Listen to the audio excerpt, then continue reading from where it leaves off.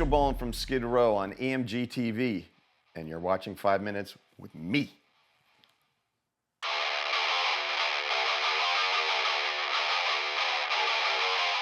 I have a couple favorite riffs live that I really like to play. One is Making a Mess. That it's always moving, and Snake wrote the main riff. And it just kind of pedals through the verses.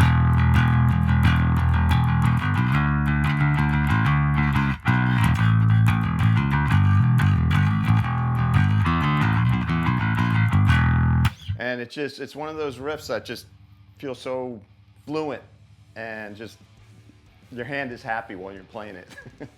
The other one, Quicksand Jesus, I'm hitting some of the notes that Snake's hitting. He's doing that picking part, and I didn't want to get in the way of it, but I just kind of kept hitting kind of counterpoints.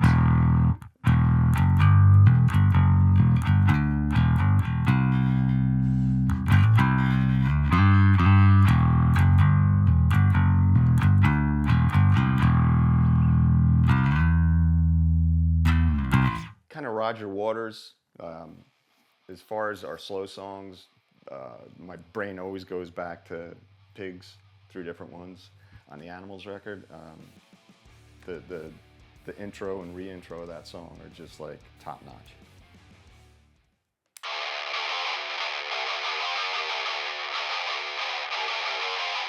I think there's a couple riffs that every bass player should learn. I like E a lot. E and F sharp are my 2 favorite notes. Here's one.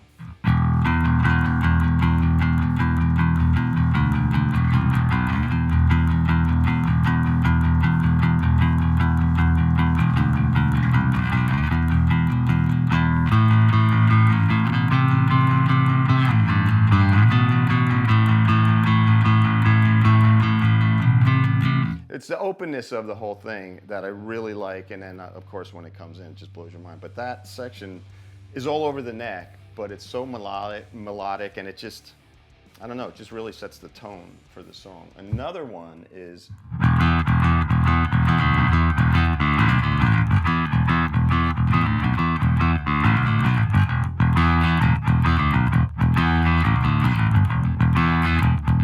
"100,000 Years" by Kiss.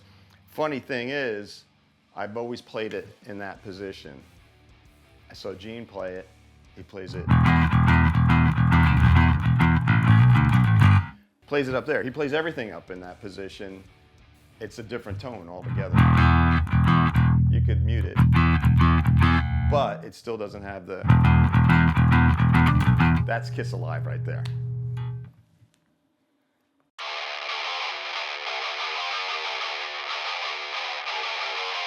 Classic debate of the P or J bass. I'm a precision guy. I like Fender Precisions. I like the way it sits on me. I like the feel of it. I like the feel of the neck. And they each have their own tones. They each have their own thing. I've never even known the J bass, but I've played them before, like getting up to jam and stuff. But I'm a P bass guy for sure.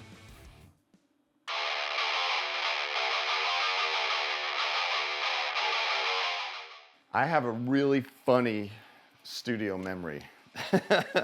We were doing demos for the first record at House of Music in West Orange, New Jersey. And we were demoing, I think at this point, 25 songs, and we were just going nonstop. Well into the night, well into the morning. And sometimes we'd have to go to work, some of us have to go to work, drive back, play some more. Well, I guess it was about 3:30, 4 o'clock in the morning, and Scotty was doing some of his solos. So I think it was Scotty, Snake, myself, and this guy named Nelson Ayers, who was the engineer. And we're listening to playback, and playback stops, and we just hear Scotty's strings going, feeding back, and we look, and he's sitting in a chair, and he fell asleep on his guitar, and it was just wide open, and we all looked back, and we're like, yeah, I think we better call it a night. So that out of all the recording I've done in my career, I can't get that out of my head every time I walk into a control room. My most memorable live experience, we were in the Saloniki, Greece. And we were playing this place where it was a lower stage, so the wall, the stage was about that high, so the security wall came to about here, so people could actually reach you and touch you. And we're playing, and I think I was actually playing Making a Mess, and I'm playing it, and a fan, must have been a bass player, that's all I could figure, because as I'm playing it, she's touching my fingers, but following it like this. She's following it, and not like just holding my hand while I'm playing. She was tracing my hand as I was playing it. So I'm like, this girl must be a bass player.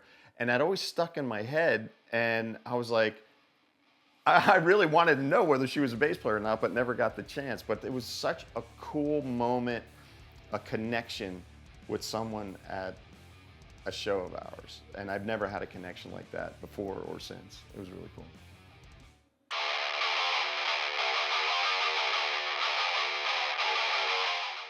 The one pedal I would make them leave is my tuner. If I said I had a dozen pedals, I may be exaggerating. I'm just a straight to the amp type of guy. I'm really curious to know what Doug Wimbish says because, man, he's got a pedal board the size of my garage. But yeah, I don't really play with a lot of pedals, so the tuner, I'd hope that they would leave there.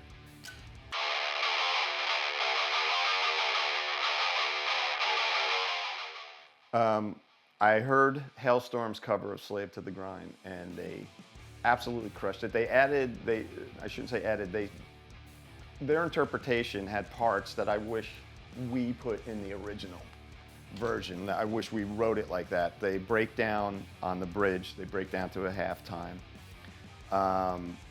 They stop after the solo and do the opening riff on a stop. And it's really, really exciting. And yeah, completely blown away. And I was lucky enough to have the chance. They asked me to get up and play it in my home state of New Jersey at the PNC Bank Arts Center. And it was great. It was great. We did a combination of both versions, and it was pretty cool. I think out of all the covers of our songs I've heard, that's definitely, it's probably number one. It's in my top 3 for sure.